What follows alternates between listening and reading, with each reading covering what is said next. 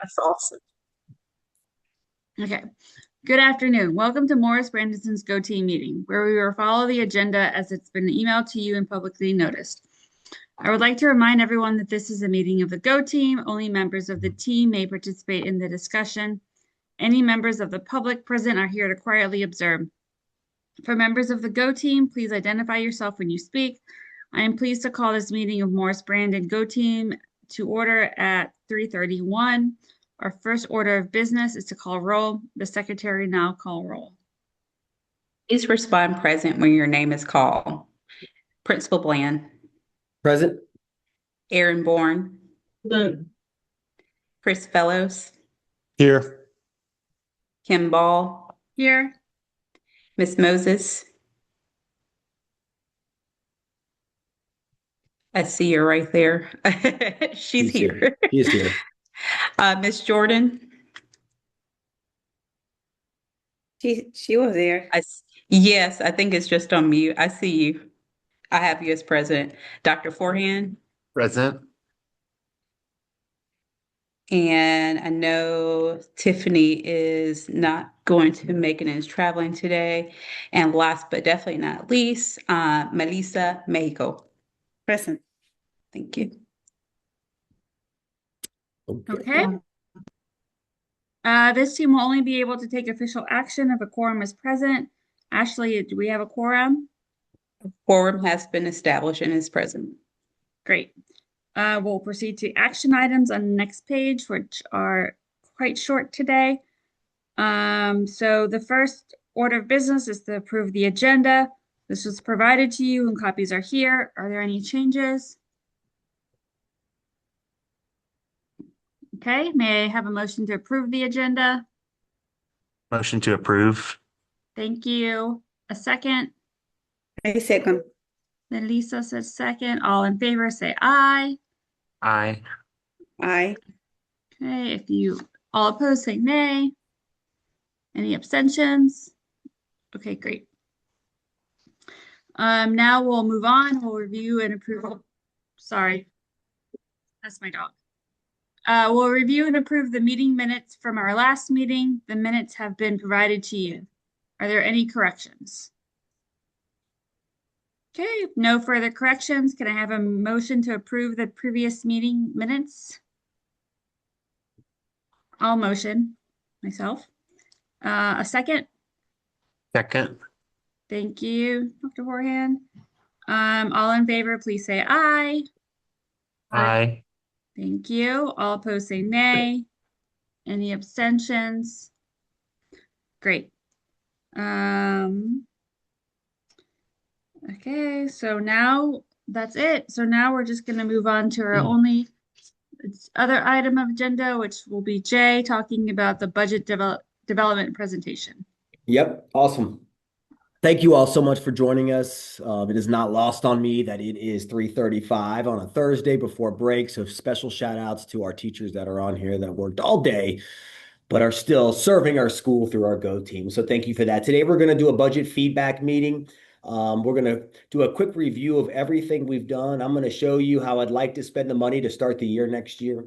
And we'll go from there. Feel free to ask some questions. The idea is that you understand the process. Hopefully, it aligns to what we have discussed regarding our strategic plan. The goal is that in 2 weeks from today, we vote on it.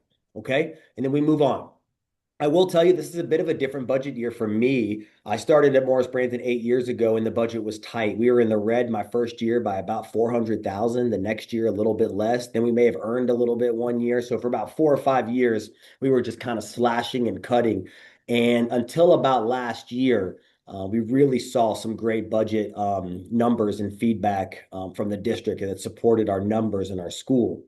Last year was a great year to make some really strong instructional moves.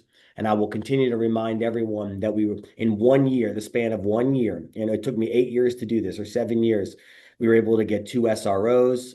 We were able to get another counselor. We were able to get another gifted teacher. We were able to hire another MTSS coordinator, all positions that our community needed. This year, we don't need a ton more. we got the same amount of money, even a little bit more, but there are some areas that I needed to fill, and I'll hopefully you'll understand that, and I'll share some of that with you today. Okay? Agenda on the left, norms on the right. I do want to remind you of our norms. Is this public comment, Kim, or no? No, it's not. Okay, good. All right. So hopefully we'll move through this pretty quickly. And I want to show you this and remind you of the norms, and let's move on. All right, we are step 4. My staffing conference is the Tuesday we return. Then we meet again and finalize our budget on 2 weeks from today. And then we are all set for next year. We've done a lot. Look at what we've done so far. Okay. As a reminder, we worked hard on this strategic plan. I love it. It's broken into 6 categories. I am going to read those to you. Strengthening instructional core, caring for every child, sparking curiosity, strength is our team, responsibility is shared, efficient and effective. And under those, we have 2 objectives for each in areas that we want to target. Okay. Up here, we have our strategic goals going from increasing literacy in a 5-year plan by about 10%. Right? Increasing percentage of African American students scoring typical or high growth on the end of milestones. We want to raise that about 10%. By 2030, we want to increase the students who feel safe or comfortable going to an adult in school. We're giving that survey right now, given by Ms. Poston, our amazing school counselor. So we hope that helps too. But I think that her giving it and speaking to the students too will also help with some of those results. And then the last one is increasing our engagement. We just gave Gallup about a month ago. We're looking for those scores to come back. We're at 64.3, which is fantastic. We want to get that up to 77. We ranked our strategic priorities. These are from most important to least most important. I like to say that because they're all important to us. The top has to do with ELA, subgroups, exceptional education with ELA and math growth, and it sort of trickles down to our families and our communities and our schools, and I love that. Just want to always root ourselves in that and remind you of that. I figured that was you, Aaron. I didn't know who that was, but I got you. Thank you. All right, so what we're going to do now is review what's called a strategic use of resources. You're going to see basically 3 categories: what, how much, and why. You're going to see the focus area. So I'll pull a focus area from our strategic plan. I'll give you the objective that it's tied to, the resource or the money that I'm looking to allot, as well as some additional information. I want you to know that these are important moves to our staff and to me. The good news is we have a ton of flexibility next year, and I want you to know that. And flexibility comes in the form of about, if we play our cards right and we get our numbers, about $350,000 about the 15th day into school year. You can run a school for about 3 years on $350,000. So we will have a lot of flexibility once that school year starts with that. But I will tell you, it's going to be a little tight to start based on what I want to do. So we'll look at that as well, but we will make sure that we have everything we need to get the school year started. All right, let's get started. The first thing I want to talk about is going to be under the category, our responsibility is shared. The strategic objective is going to be to establish mentors to support student connectedness to school with a trusted adult that is tied to helping students feel comfortable going to an adult. We have 6 abolishments that I have to make this year, okay? These are abolishments that come through our exceptional education department, and it's important to talk about the positions and not the people. I need to abolish 3 special education or exceptional education teachers, as well as 3 exceptional educator paraprofessionals, okay? Not ideal, especially at a school that continues to grow and get 150 kindergartners in every year. But when you send 25 IEPs in 5th grade off to Sutton, you typically lose a couple teachers. So we are going to have to abolish 6 teachers. And some of the moves that I'm making are to retain those teachers in a different role. So we are moving to abolish exceptional education paraprofessionals to a school-funded para. These positions will act as mentors and safe spaces for students. We are going to have really no more special education paraprofessionals that are not one-on-ones. So I want to move those to a non-exceptional education role, school-funded, and they will be there to support our kids across our campuses, okay? Hold your questions. I'll go through these 4 and then we can talk. Next one is our schools efficient and effective. We want to maximize the budget to ensure our class sizes are but what we aim for, 18 to 22. That is in our strategic plan. One of our special education teacher positions we're going to abolish, and we're going to create a second grade teaching position, move her into there. It's a lateral move, so I could speak to that, and help increase our homerooms in second grade from 7 to 8 to accommodate 160 second graders next year. That's going to help to reduce our class size to our ideal size. Okay. Our strength is our team. This is a big one for me. I want to increase opportunities for staff engagement and retention. Okay. We have 2 incredible clerks and secretaries at one of our buildings. And I want to be able to give them an opportunity to apply to a role that is expands their capacity and their learning and their growth. So I'd like to abolish a 211 clerk. That's a clerk that works 211 days, and make a clerk that works 231 days. Okay. That way she's going to work basically all summer, be year round, and we'll have somebody in our building that can be here over the summer answering phones and so forth. The next thing I want to do is abolish our secretary. Okay. Our secretary has been here for a long time, longer than me. And I want to give her the opportunity to apply for a new school business manager position. The reason I want to do that is because we have a lot of operations at our school. We have a lot of things that can pull our admin team away from instruction. And what I would like to do is create a position that is called school business manager that does basically what a secretary does regarding our funding, regarding budget, regarding, a little bit of answering the phones, but not as much, but really managing our school day-to-day operations, transportation, nutrition, facilities, custodial support, PTO, foundation events, and everything that sometimes gets spread out and goes to all different people can be funneled to one person. That's one of the reasons why I wanted to make the clerk position 231, so I can give the clerk a little bit more time to do that, answering the phones, helping parents, and doing that type of thing. Okay. This is a great pay grade and a huge jump for a qualified individual who might earn this position. And the idea is that it frees up our admin team, especially at main campus, to focus solely on instruction, to focus solely on our students, to focus solely on our subgroups, and really moving the needle academically. So I'm creating some clear growth opportunities for several of our staff. Okay. The last thing I want to do is make our school more efficient and effective. For those that do not know, we have not had a site manager at our school for about 3 weeks now. HVAC is about to ramp up as it gets warmer. We don't have anybody in our building right now to fix anything outside of 4 custodians, but we're making it work. I'm very pleased that I've just made a recommendation for an immediate start for a site manager, and I'm hoping that he is approved and can transfer over from a charter school, a neighboring one. And we're excited to kind of fill that position again and get someone that is able to work with teachers that are younger and work at the younger grades, and just a good fit for our school. Okay. But selling a site manager role to somebody who could go to one school instead of coming to 2 schools is challenging, right? They get paid the same amount of money. And that is one of the issues we ran into with our old site managers. Okay.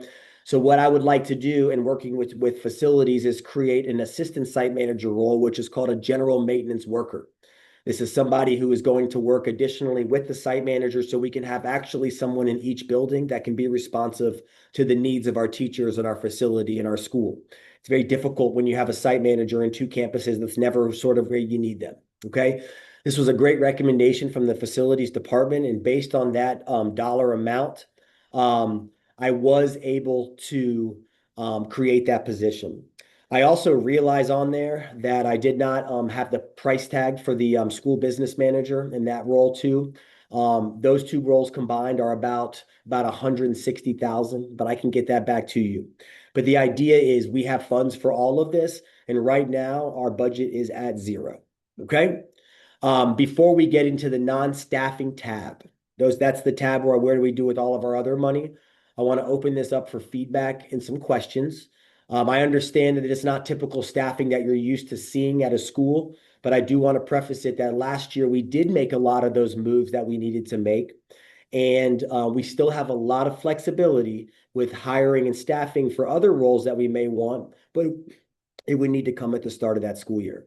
Are there any questions or comments around how some of these new staffing positions will be facilitated at Brandon?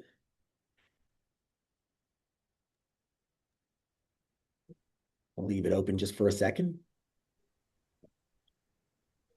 More of a comment. I'm just think it's great to have a general maintenance worker, that position to support the site manager, since we do have two buildings, because one with two is challenging to say the Yes, least. it is. Thank you. With our And we are going buildings to being be full. the only two-campus elementary school moving forward, and we're not getting any more money for a site manager. In order to keep one, he needs some help. So Yes. that's kind of that plan. The general maintenance worker is a promotion from custodial. Okay, so we're looking for like a really strong custodian that can almost step up and supervise our custodians, who is then supervised by our site manager. We want to have a clear line of, you know. All right. Any more feedback on the school clerk moving one of our school clerks from 211 to 231, and then moving a secretary from a secretary position to a potential school business manager position? Feel okay? All right. Let's talk about some of the non-staffing. You're going to see this tab. You're going to see a little bit around some positions. This one is, you see what's called, and I have an easier way to see this. I'll just go to the next tab. You see the positions that we all have in our schools. You see what baseline is, basically what the district suggests, basically what we're funded for. And the staff column is actually what I have staff for it. Anything in the pink or the red is the difference. All right. So let's just start at the top. We're really general funded for 106.5 positions, which is awesome. That's great. I have about 115 staffed. Okay. That means that we have about 8 more positions than we're baseline for, which is totally fine. That's how we're using our money. Our money goes towards instruction. You're going to see in this one, in the budget in a minute, by breakdown, where that money is spent. We're recommended to have 8 kindergarten teachers. There's 8 on here. We're recommended to have 7 and 7. There's going to be 0 on here. But I want you to know that we use EIP teachers to fill these out. So we'll actually have another EIP teacher in first and second. So it'll be 8 and 8 for next year. Okay. For third grade, our baseline should be 6, but we're going to staff it with 7. For fourth grade, baseline is 6. It's going to be staffed with 5, but we're actually going to have 8. So there's 2 EIP teachers in that grade level. So we're going to have, 8 in third, right? 1 EIP here. And we're actually going to have 6 in fourth, 7 in fourth, and then we're going to have 6 in fifth. So the 6 is right. We're going to have 2 more EIP teachers in fourth and 1 more EIP teacher in third. Okay. That's where these EIP teachers are spaced out right here that I just let you know. Okay. So these can be used in a variety of ways, like intervention or pull out. We use them as homeroom teachers so we can keep our class sizes 18 to 22. Okay. Kim, you have a question? I was just going to ask about class sizes. Awesome. I can tell you that right now, every single class size between K5 is between 17 and 20. That does not include DLI. Okay. And I realize that. And we can have a great conversation about how we want to support DLI with the addition of a DLI paraprofessional or support when the school year begins. And I have plenty of money to do that. And I know that's an ask, and I'm happy and willing to do that at the start of the school year. I promise. I'm committed to that because I understand that DLI does get a little bit of the short stick with the small class sizes. And that is because they typically taper off of the later grades, but they're not next year. Got 25 and 25 rolling into fifth, knock on wood, and that's exciting. And I'm committed to getting them some support. I hear that. Okay. Yeah, no, mine was more of like, I thought when we looked at the student numbers that fifth grade, the fourth grade class going up to fifth grade was small, so we were going to have to move teachers. Yeah, exactly. So to give you an idea, just out of staffing, we don't have to hire any new teachers. Right now, in third grade, we have 8 teachers. We have 6 in fourth, and we have 7 in fifth. Next year, as they roll up, we only need 6 in fifth. So we're going to take one of those teachers, repurpose them down to third or fourth. Okay. And we're going to have 2 teachers go to fourth grade. So the homeroom numbers are totally the same. We are going to have some teachers shift grade levels, and that's not really like on the budget or anything staffing template. They're already here. So just to give you an idea, one more time, 8 teachers were in third grade. We're in third grade this year. And I need to get, and there's only 6 in there right now. So I have to get 2 more teachers in there next year. Okay. Right. One of those can come from third, one of those can come from fifth, and we kind of combine them in there. And then at our next meeting, if you want to, or in between there, because I did not do this for this meeting, I'm happy to show you just what those exact class numbers are. But it is right around 18 in 3, 4, 5, as well as K2. Okay. And are we thinking that we're going to do the same thing in 5th grade that we did this year with like the subject matter experts? Great question. We are going to plan on doing departmentalization. Right now, we have a team of 2, a team of 2, and a team of 3. Next year, it'll be a team of 2, a team of 2, and a team of 2. Okay. So there'll be 3 teams of 2.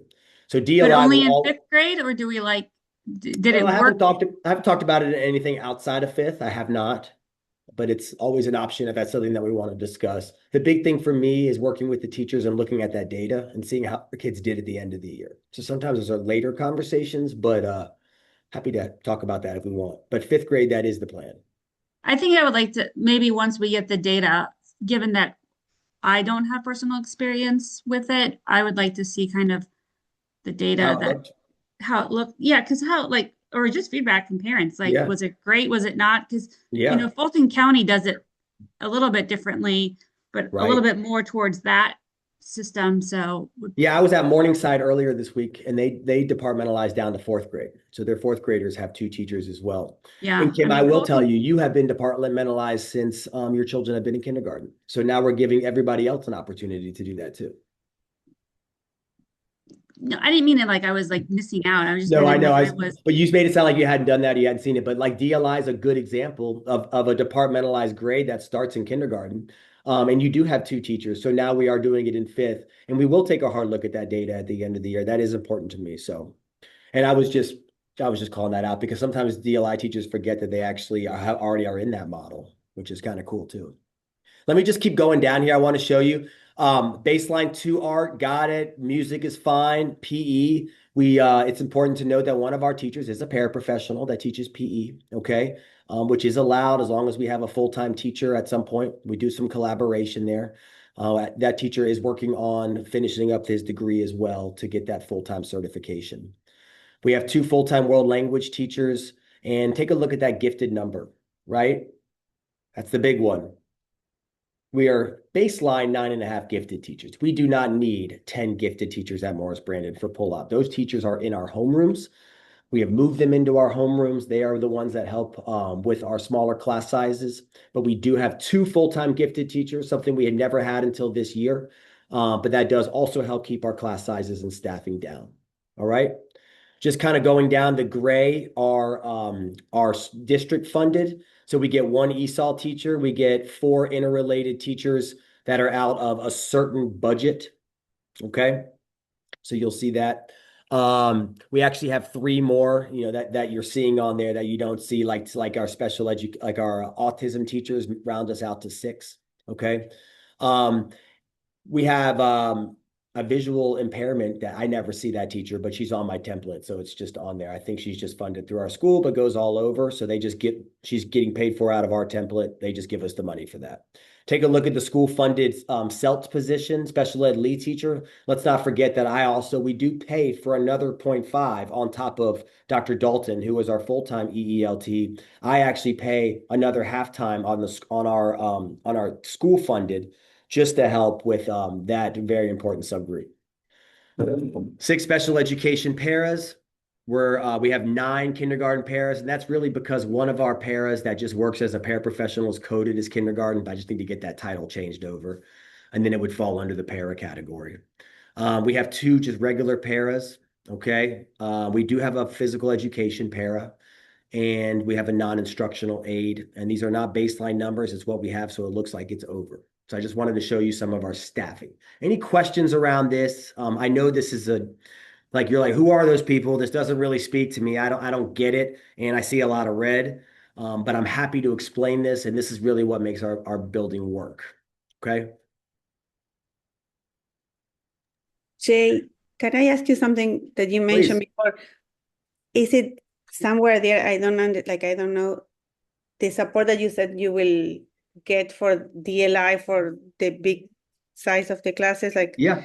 is it in the paraprofessionals or how you're going to include it? Well, that's a great question. So we'll get to a slide in a minute that's going to talk about what to do with our reserve. Now, I did not write the para in there, but you will see an area to include that in there.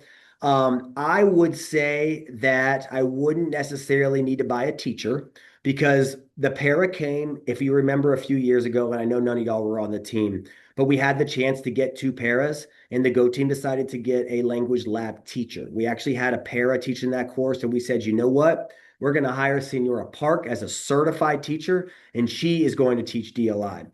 So that does count to me as a little bit of support, as that para support.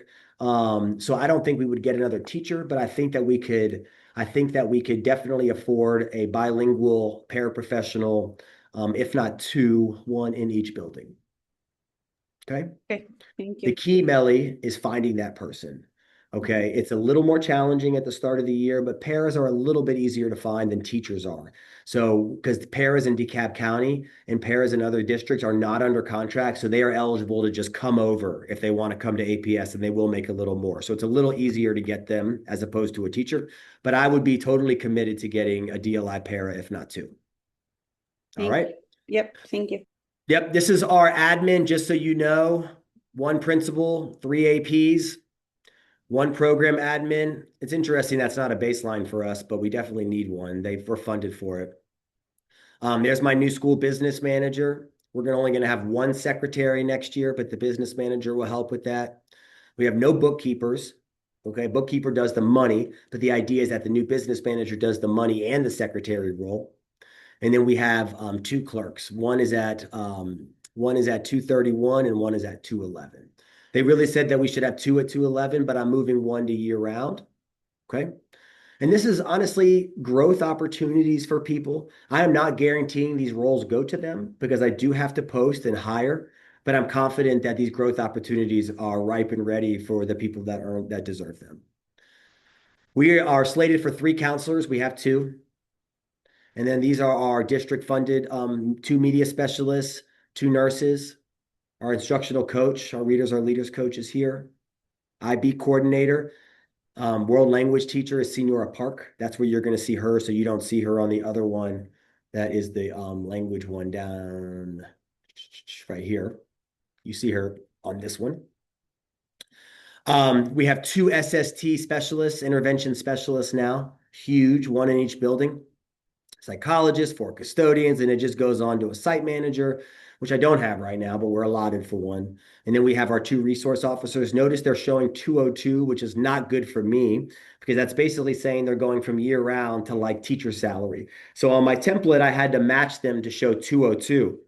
But the district is going to supplement the rest of their pay to make sure that we have them year round and every day. So they're actually going to be like a 260 employee, closer to me. And let me tell you how lucky we are to have these resource officers, especially at PC. I feel so much better over there to have that guy. That was a battle that I fought for 7 years before we finally got one. So that's a great, great addition too. All right, any Quick questions question. around any of these staffing proposals? Ashley? So the prior slide where the paraprofessional positions had to be abolished for the Yes. exceptional education, but the 2 were being added. Is that on the staffing paraprofessionals? I couldn't Yeah. exactly tell, but Yeah, I it is. missed it. So Okay. I'm going to abolish 2 paras. Okay. And that does mean that 1 will be abolished for good. Okay. Because Got it. it Okay. is seniority. So I take the top 3. I found a place for the other 2, but not for the first one. Okay. That's just kind of how it Okay. has to work. And then on this thing here, you will see them not under special ed paras. Okay. Because you will see them under paraprofessional. So they're not tied to anything. They're not tied to special ed. You're going to see them here, or you'll see the 2 that I am creating right here. Non-instructional aid. There's probably one Got of them it. right here. And Okay. then there's another one. It's probably in that para one because I In already that had peer one. So it's professional. going to be Okay. in here or here, and it's reducing from that one because the gray is what the district pays for. The white is what I pay for. Okay. Thank you. So it's caught on there. Thank you. Good So, call out. so Jay, sort Yep. of related to that, and clearly you've got a good command of all these numbers and the strategies. Maybe explain, you know, our our current population of exceptional education students. I Yeah, mean, why and not? project our projected population. Clearly, the that, or I'm guessing that math is what's driving like Exactly. a recommendation to Yeah. reduce the number of positions. But I think I hear you saying there's some creativity to like backfill, which might mean Right. net improvement on a ratio. But like I think for the Go team members, we're looking to hear that student population gets served Yeah. appropriately, right? So maybe Yeah. speak Yeah. about it in Great those questions. terms. All great questions. We are lucky enough to have our special education kind of leadership team representative on here, Dr. Forehand. He probably doesn't know the overall numbers, but he might be able to speak a little bit to just kind of the service models and just kind of how we serve our kids. Basically, except I'm going to call it special ed. If I do by accident, I'm sorry. We're supposed to call it exceptional education. But basically, what happens is students qualify through an IEP. And once that IEP is set, they're given services. And a service is a legal document that is upheld by a federal law that we have to serve this child based on what that document says.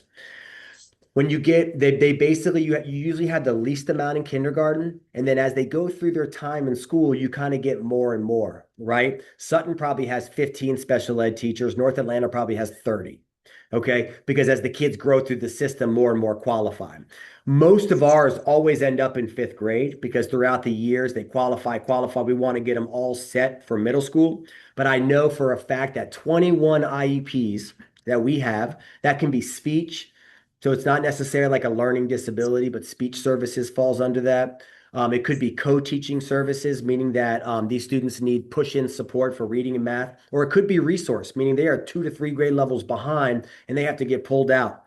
But we have 21 of those kids that are moving on to Sutton next year, and the dollars have to follow those kids. So Sutton is probably earning special education teachers to serve them. The issue that we have is when you have 160 kindergarten, a lot of them, some of them come in with IEPs, but we don't know that until the start of the year, or they may already have documents. And what we have to do is we submit our numbers 15 days in. We take a look at our IEPs, they relook, and honestly, it happens all the time. 15 days in, they may say, Jay, you earned 2 teachers. And then we have to go back and look and try and hire 2 teachers, which is frustrating because I just had to abolish 3 the year before. Sometimes they'll get abolished at another school or they don't need them and they'll send them to us and we can use them. It's a puzzle for special ed, and that's just kind of how it looks. But the idea is it's all a numbers based. So the fact that we earned basically 6.2 teachers, not including our autism teachers, shows that that's exactly the amount of services that we have to give for next year. That's exactly the amount of teachers that we need to serve our kids in K-5. Hopefully that makes sense. Forehand, do you want to share anything around maybe around the numbers or what you know of the process? I think you described it pretty well. I will just say that I know that as we get more students that qualify, like you said, we do reevaluate that and add people along. But there are different service models that we use beyond co-teaching, such as consultative services and collaboration. And I know that Mr. Bland and Dr. Dalton and Ms. Hawthorne, we all look closely at those numbers at the end of the year and make sure that the classes are formed so that we can serve all of those different services. So I feel very confident that the numbers that we have presented here are very accurate with the numbers of students that we do have on our IEP logs. Yeah. I will also say one of the challenges, if we ever want to be vocal as a Go team, is DLI. Is that we could pretty much afford to have one co-teaching class per grade level, meaning, hey, if a student needs push-in support, they're right about grade level, we put them into one classroom so a teacher can push in and support for reading and math. But if we have students that qualify in DLI as well, We have 2 classrooms now on that grade level that we have to figure out the placement. And we're really trying to work with APS to get some type of additional funding or formula for students that are not in the traditional homeroom, but are in DLI, because that just continues to be a circular loop where it's like, oh, we have a DLI student, but we're not getting additional money. They don't know that they're not in the co-taught class with everybody else. I can't pull them out. For math, it has to be in the target language. So oftentimes I'll hire a teacher on our own money or school funded money, or that'll happen as the start. But hopefully that made sense, Chris. I'm happy to share some more numbers maybe at the next meeting or in between the next two so you can see sort of how many segments we get. And it is based off segments, by the way. You get about 6 segments of special education services per student, and we add those up, and each teacher can have a certain amount of segments, and they just divide it equally. Yeah, that's good. I mean, it sounds like between you and Dr. Forehand, I hear confidence in the Right. in the proposed resourcing. So, but yeah, thanks for the color commentary. Yeah, thank you. And keep asking those questions because those are important. And special ed is one of those targets that we have really done well in the last 2 years. Like we don't want that to get hurt. And we always look at that and we advocate. But I will tell you, 15 days into the school year, we take another snapshot and there's a possibility that we earn some back. I think I went through this one, so I'm going to keep moving. There's my general maintenance worker. There's our SSTs. There is our IB coordinator and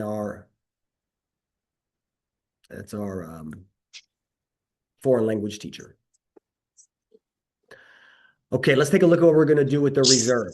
Okay, the reserve is basically what I get, and I want to show you this slide because we have all the flexibility in the world, y'all. We really do. And while we have exactly what we need to start the year, if we can get this money, if we get 904 kids, that's our projection, we're golden.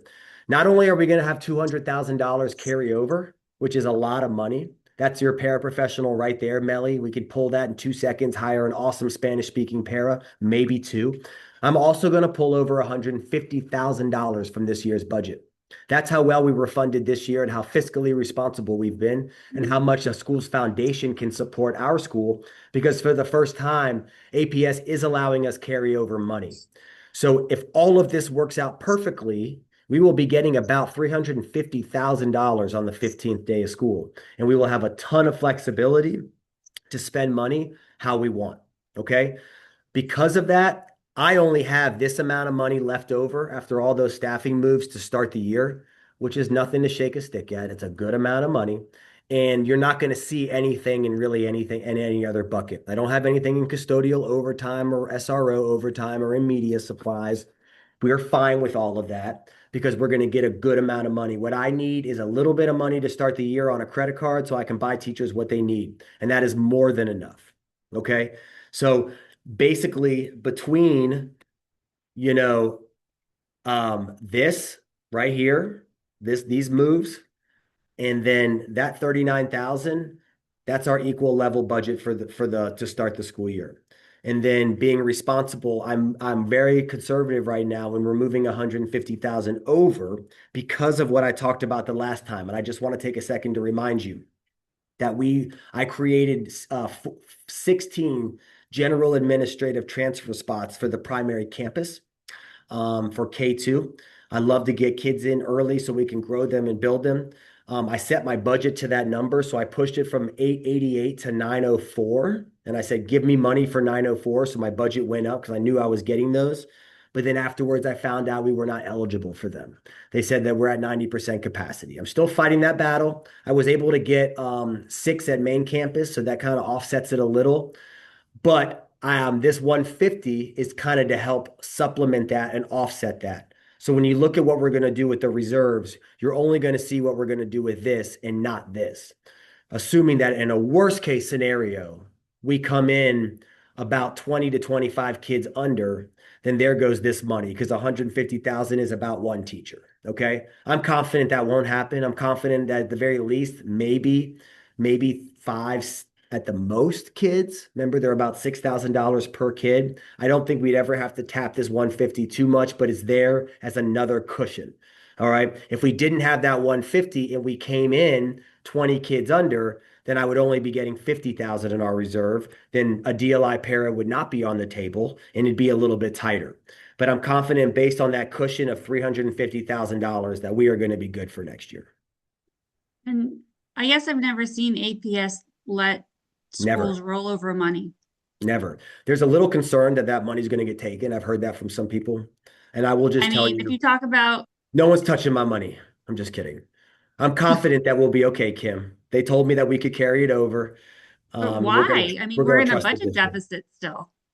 Right, but this is the individual school money, so they're not gonna, I get it. They've already sort of leveled that out. They're not trying to take individual schools' money, but this is what they have said. So I'll tell you this, I have my staffing conference the Tuesday we get back. I will say my Go team wants to make sure that this 150 is being carried over. And then my staffing conference has, You can put my name down. I mean, I'll I put your go to name the, on there. I I'm just listen kidding. down, I listen to the budget meetings Right. for APS, Well, right? I will make sure that that's happening. And there's nothing that I've heard that, I mean, I've heard that principals are all carrying money over. So hopefully it's not some big ploy to take our funds, but I don't see that happening. I I don't feel think it's a ploy, but it just seems like it's very strange Yeah. that The they, budget has been accounted for. That huge deficit has been accounted for. They don't need the little bit of carryover money, 150, 70, 80 from these schools to match that. They have already leveled central office. They're already closing schools. They already have a plan for that money. So you're right. And I know, plus, I'm just saying optically it's just very strange to have gone through the whole closing schools process and, the whole community up in uproar and then yeah. them saying, oh, well, I mean, I'm glad because it's us, but Right. what about the This schools? has been a roller coaster year for Morris, Brandon. We went from, oh no, we're going to be two schools to we are one school and we've got all this money and we're carrying over 150 and we're getting a general maintenance person and a new site. Like we've gone from one spectrum to the other.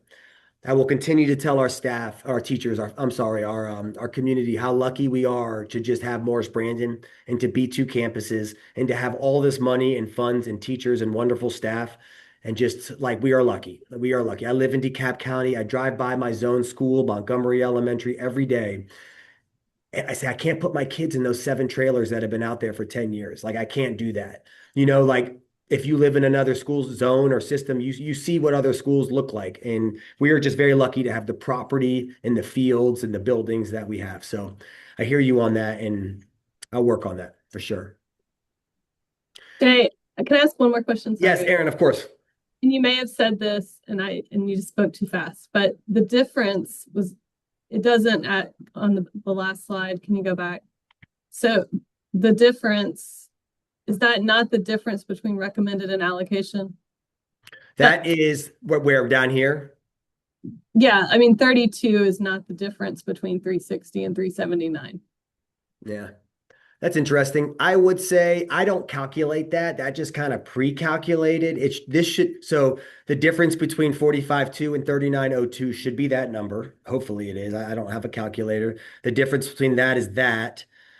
The difference between that is in the plus. So then we're adding that back, not subtracting it because I have an hourly cafe. And then these are like benefits and weird numbers. It's like, I don't even know what that is, FICA. But so hopefully if I were to add that, plus that, subtracted that, it would be somewhere around there. If it's not, I can kind of get maybe some guidance on that. I'm not quite sure. Okay. I don't know. That's a good question. I just kind of look year line by line though. I'm just looking kind of line by line. This is like the total recommended, the total my allocation, and the total difference. Yeah. Okay. That's how much I'm putting in for subs right here. We're going to need more.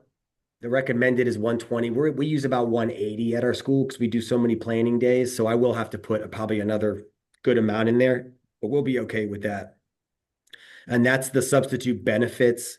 That's like FICA for hourlies is their benefits, I think. So it's hard. I can't speak too much on that, but I hear you on that. Hopefully it adds up. I want to show you where the money's going. This is always good to see, right? You don't want to see 75% of your funds going towards, I don't know, something willy-nilly. We want to see an instruction. We're paying for teachers, okay? We're paying for support professionals, intervention teachers, people that directly support our school. FTE stands for people. It's another word for a full-time equivalent. When you report to the state, People that have certifications that have to go to school and get paid on a certain scale, like a teacher, exceptional ed, ESOL teacher, intervention, those teachers that have those certifications, not paras, they fall under an FTE or full-time equivalent. So we have basically 85, 84 and a half people that are dedicated to instruction. That's the budget. That's how much we're paying per pupil. Okay.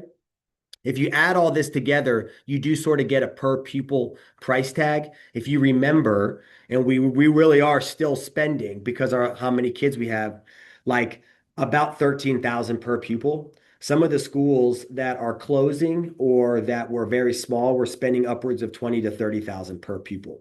So I think there was a document that came out last year that North Atlanta and Brandon, as the two biggest schools, and Sutton actually pay the least per pupil. But we do show you that they're still getting everything that we need. You know, we still have all the staff that we need, and I'm happy to have a price tag of about 13, 14,000 per pupil. Okay. And you can see it there. We have about 9.5 teachers that are allotted for pupil services. Sometimes they'll say, "What are the pupil services?" And I'm like, I think that is counseling, ESOL, intervention. So not necessarily that like homeroom teacher role. But I could tell you what those are. That might be exceptional education too. Improvement of instructional services. Those are going to be like your intervention teachers, your full-time ones. There's two. Educational media services are going to be our media specialists. School administration is going to be all of us at, admin at the top. Safety and security is going to be our SROs. Okay, so hopefully these people are all tied to people outside of the instructional ones. This is our number, magic number right here, not including pre-K. We've never started with 904. My first year we had 1,017, but it went down after that because it was the pandemic. We're always about 890, 892. I pushed it to 904, so that's where that little extra cushion comes in case I got to pay it back. Let's talk about reserve. Melly, I did not have your ID on here, but this is not set in stone. Okay. I'm only talking about the reserve I'm getting. I like to hire, we have hourly intervention teachers that we hire that I love to. I love our hourly. We have Miss Kemp that came back this year, Dr. Coleman. We don't typically need the intervention teachers until that fall map window. So we can wait a month or two to get them. Totally fine. So we typically get them once the school year starts. We can add some money to signature programming, but not necessarily. And then I have another 46.6 that we can put in materials and supplies to cushion that and get through. But I'm happy to work with y'all when I get that money in the spring and the fall, and we can look at any type of staffing needs that we have. This is kind of where I'm putting it for right now. Notice I'm not even talking about the 150 on top of that. Okay. All right. Y'all, I know that I went fast. I know that I ask you to trust me and hear my vision and be there for me. And I appreciate that for y'all. I really do. If you ever want to talk, poke holes, or ask questions that maybe are not in a public forum and recorded, you are welcome to call me and reach out. I love having individual staffing meetings with GOTeam. I've done it this year. And if you want to schedule a one-on-one to kind of learn or understand a little bit more, I'm happy to do that. Okay. Couple questions for you. Read those, think about them just for a minute.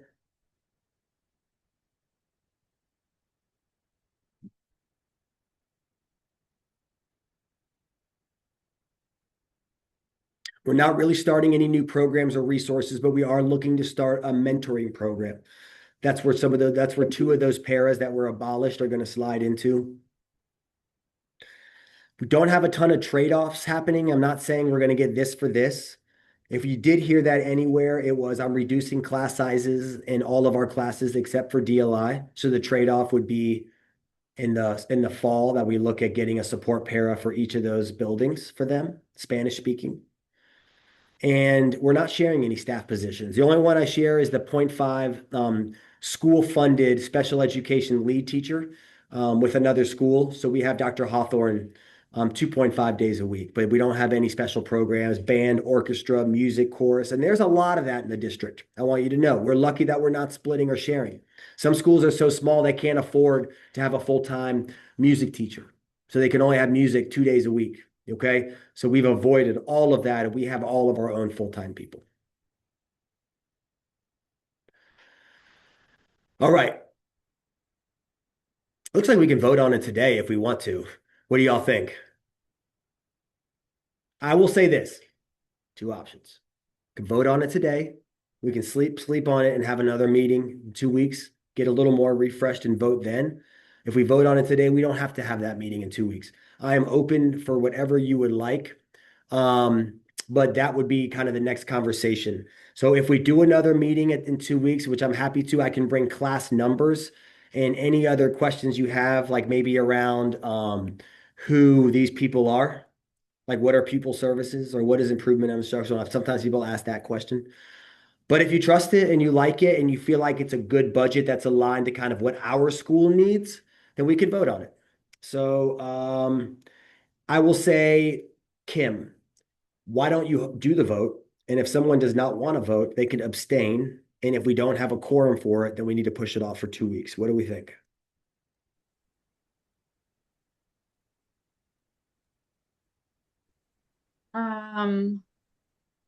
Yes, except I think because it was not on the agenda as an action item and not on the meeting thing, I actually don't know the rules around that because, Yeah, I'm wondering why it wasn't on there when they set the well, agenda and no, that slide remember was on.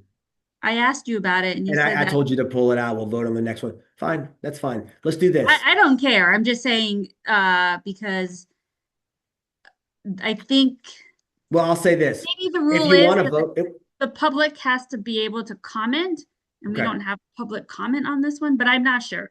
So let's do this. That's fine. Let's come back in 2 weeks. I will not present everything all again, but I will have a few key slides that are just going to show you class sizes. I want you to see that and what our homerooms are looking like. I'll show you some of those shifts that we talked about, like Ashley was able to call out. Like obviously we're not going to have 7 on fifth, so where's that person going? But the good news is we don't have to hire anybody. We just have to make a couple moves up there so I can show that, and then we can have a vote on it. And it shouldn't be a super long meeting. We can have public comment at that one, and then we can vote right after. Okay, is that cool? I just had one additional question. Yeah. So hypothetically, like if we don't have to give back money and the 150 is available, is that enough to fund two paraprofessionals? Yeah. A It is. para Okay. is about 62,000. And I Okay. say that because they make up anywhere between 30 and $40,000 a year, and then the Okay. 22,000 is about their benefits. So yeah, Okay. paras are much easier to get than a teacher. A teacher is about 150. Yes. Got So, it. Okay. and I will tell you, we haven't had this issue because we've planned so well with our staffing that our class sizes are all really good. But if we came in at like some crazy number, we would have to hire a teacher for a grade level to make those classes smaller. But I'm confident with how we staffed it out, and I'll show you that at our next meeting that won't be an issue. But if it was tight at all, because you guys wanted me to keep them 18 to 22, and that's what we did. Otherwise, we can make them smaller and have a lot more flexibility with money. But most of our money is in those homeroom teachers. So we'll talk about that. So that's a good call out. Okay. And then my only other question was on gifted. I know now we do have the two teachers and our teachers are gifted certified. Is that based on feedback you've received? Like, is that working Yeah, great well, question. or do we Great question. need additional consideration there? Yeah, I don't know if I have a ton of feedback. I know that I had a Okay. lot of parents that asked me about gifted, and they're very happy we had another teacher. One of the Okay. things that you do need gifted teachers for is the mass amount of assessments they have to give. So we're in the testing window now. And Carla was our only one. And so when she had to test, like she was out of commission for 2 months and she was never at PC. Like when you have two, they can handle the testing individually, one in each building, and it's a lot faster and easier. So I do think that has helped speed up our services. But like when I watched Miss Minnock pushing into classes all day, every day, pulling small groups, doing the stock market exchange in fifth grade, doing stuff that teachers were asked to do kind of every year, but it felt like one more thing. And now we have a gifted lead teacher sort of like managing that. I feel a lot better about it. So yeah, I think we're okay with that, but I haven't heard a ton of asks for anything more or anything less. Is Okay. that Thank you. is that the district's, like, what's the district leaning towards? Like pull out, pull in, gift it? Like I always Yeah, get good confused. question. Well, for EIP, the district's actually leaning more towards more pull out. That's that intervention. But for Okay. gifted, they're not really. They're moving away from what's called collaboration, meaning that what they don't want is to have one gifted teacher on the grade level, like certified, and then seven other teachers all working with that teacher to kind of figure out how to run gifted. They don't want that collaboration anymore. They either want pull out or they want the gifted teacher certified. So we are making sure that our gifted teachers are certified, and if not, they're getting more time with push-in and so forth. But pretty much all of our teachers, first and second year, are gifted certified now. So the district is fine with that. Yeah, like they're not selling us that we need to do a ton of pull. And by the way, IB, if you remember, I wasn't here, but about 10 years ago before our evaluation, IB had it was a matter to be addressed that we were doing gifted pullout. They Yeah. have changed that a little bit, but that was the big spur of it. Like, hey, we got to get our teachers certified. We got to keep the kids in the room, keep them together. That's changed Right. a little I bit, remember that. but that was like the big thing that started it all. Yeah. Yeah, they would pull out the kids on Fridays. Yeah. And then honestly, like you go to DLI, and I got to be careful because we did that a little bit this year. You pull out in DLI, you're going to have two kids left in that class. And they did not like the way that felt. And I had to talk to my gifted teacher around not doing that and pushing in. Okay. Okay. Well, I think maybe next meeting it'll be Yeah, short and right here. sweet. We'll Um, finalize it. That's why I had two in February like that for that very reason. So we'll meet in 2 weeks and just kind of wrap it up. And yeah, and we'll do public comment first. yeah, I think that might be a rule. Yeah, move public comment before the vote if you can. Can you do that? Like on the agenda. Yeah, just let them talk and then we can vote after so we can hear it. I don't think it makes sense to like vote and then hear everybody's comments, right? Can we do that? Are we allowed to? Sure. I mean, It's not like we I don't, listen to them. Like we can't, I go back mean, and forth. I doubt we'll have anyone comment, but Yeah, they might not have anybody. So it doesn't really matter. As long as y'all can be committed to voting. If for some reason we don't vote on that day, like we have to meet the next day and then the next day because it's no, due no, like no. March I mean, I 2nd. feel like So that's hopefully, kind of like the last window why I had it on there. And I feel confident that we'll get that vote pushed through. And I want it to be reflected on the agenda. Okay, okay. big announcement. I'm sharing this with you because who we have on our team is very, very important. Okay. And I want you to, first of all, give a huge shout out and congrats to Kim Ball, who has given her everything to GOTeam and school supplies. Kim was at school all day yesterday with me, talking in PLCs and getting our school supplies set for the next day. But she is rolling off, and we will miss her, even though she still has a child at Brandon for a couple more years. And then also the amazing Chris Fellows. It is always great to have a dad on GOTeam. For sure. But then how great is it to have a dad who is a Brandon husband and mom and who has a wife that works at school? He's got all the different angles. So it's going to be hard to replace you, Chris, and you, Kim. But we did need to find two more people. And I say this because sometimes if you just leave it open, you never really know who you get. I like to get people on our Go team that are engaged and involved and ask questions. But sometimes you get parents that apply who don't know anything about governance and have never contacted the school about one thing at all. Or maybe every interaction has been negative, right? Needs to be a collaborative space. And while I don't get to vote, I do want you to know how important it is to have a Go team that is understanding and collaborative and has fingers in the community and can kind of reach out and support. So I am going to ask each of you to put your feelers out there. And if you know a parent that you feel like would be phenomenal, encourage them to apply or reach out to me and have me reach out to them. I'm happy to do that as well. Because I think this is really important. And I will tell you, one of the things that keeps people from applying is that there is an election, and you will see your face on a text that will go to every single parent at Morris Brandon, and you'll have to be voting. And sometimes we get two great people, and they split some votes, and it doesn't feel great either. But just knowing that this is the highest level of leadership that you can have in a school, and that is something that every superintendent will say. If you're a parent, this is higher than PTO, foundation. Go team is the top, and you help run the school. So please, please help me find that. We will be done with our declaration on the 28th, last day in February. So we could talk about it one more time when we come back on that last Thursday before. Okay. And I'm working hard to get some great teachers on here. All right. Okay. Thank you, everyone. Thank you. That's what I will say. If you have any questions or anything, let me know. If not, I'm going to close it out and let Kim close it out. And I'll see everybody on the 26th. I want to say I'll get the right date. Okay, we have reached the end of our agenda. Any additional business at this time? May I have a motion to adjourn the meeting? Motion to Motion to- adjourn. Okay, Chris, and then I'll let Aaron second. A second. Second. Thank you. All in favor, please raise your hand. In favor. Thank you. Meeting is adjourned. It is 4:30. Thank you, everyone. Thank you, guys. I appreciate you. Have a great winter break, and I'll see you in 2 weeks. Thank Bye. Bye.